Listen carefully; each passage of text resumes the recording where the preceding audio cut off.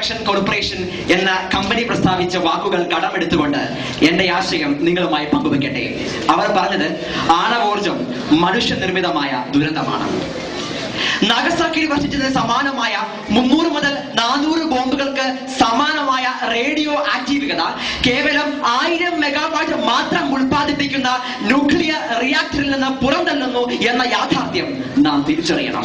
അതിൽ നിന്ന് വ്യക്തമാണ്, ഏതെങ്കിലും ഒരു ദുരന്തം സംഭവിക്കുകയാണെങ്കിൽ, ചെറിയൊരു കൈവത്തം സംഭവിക്കുകയാണെങ്കിൽ നമ്മുടെ സ്വപ്നങ്ങൾക്കും പ്രതീക്ഷകൾക്കും അപ്പുറമായിരിക്കും ആ ദുരന്തം ഉണ്ടാകുന്നത് എന്ന യാഥാർത്ഥ്യം നമുക്ക് മറക്കാതിരിക്കാം.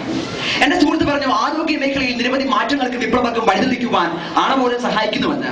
എന്നാൽ ഒരു കാര്യം നാം അറിയുക, ക്യാൻസറിനും ജനിതക വൈകല്യങ്ങൾ ഉൾപ്പെടെ നൂറുകണക്കിന് രോഗങ്ങൾക്ക് കാരണമാകുവാൻ ന്യൂക്ലിയർ റേഡിയേഷൻ വഴിതെളിക്കുന്നു എന്ന യാഥാർത്ഥ്യം മറച്ചു വെച്ചുകൊണ്ടാണ് എന്റെ സുഹൃത്ത് സംസാരിച്ചത്. പരിസ്ഥിതി സൗഹൃദമായിട്ട് ഒത്തിരി എന്റെ സുഹൃത്ത് സംസാരിച്ചു. ഒരു കാര്യം മനസ്സിലാക്കുക, 10,000 മില്യൺ ടണ്ണാണ് ഐക്യരാഷ്ട്രസഭയുടെ പഠന റിപ്പോർട്ട് അനുസരിച്ച് ഒരു വർഷം ആണവ മാലിന്യമായി നമ്മുടെ ഭൂമിയിൽ ഉണ്ടാകുന്നത്. അതിൽ നിന്ന് വ്യക്തമാണ്, ഇതെല്ലാം എത്തിച്ചേരുന്ന നമ്മുടെ കടൽ, അവിടുത്തെ മത്സ്യസമ്പത്ത്, ജൈവസമ്പത്ത്, ജൈവ വൈവിധ്യം, പരിസ്ഥിതി തുടങ്ങിയവയെല്ലാം താറുമാറാകുവാൻ കേവലം ആണവ റിയാക്ടറുകൾ മാത്രം മതി എന്ന യാഥാർത്ഥ്യം കൂടി നാം തിരിച്ചറിയണം. എന്റെ സുഹൃത്തുക്കളൊക്കെ പറഞ്ഞു ആണവ റിയാക്ടറുകൾ നിർമ്മിക്കുന്നതിനുള്ള ചെലവിനെ പറ്റി.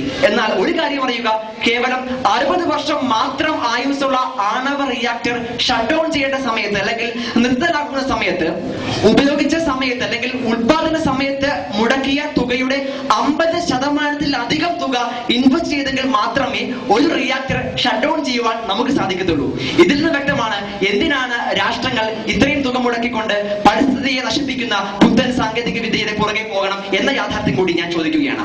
മറ്റൊരു കാര്യം, തോറിയം, യുറേനിയം എന്ന ഒരു എലമെന്റിനെ മാത്രം ആശ്രയിച്ചുകൊണ്ട് നാം സ്വപ്നങ്ങൾ നെയ്യുമ്പോൾ കേവലം 100 വർഷത്തെ ആയുസ് മാത്രമേ അതിനുള്ളൂ എന്ന കാര്യം കൂടി നാം മറക്കാതിരിക്കുകയാണെങ്കിൽ നല്ലതാണ്.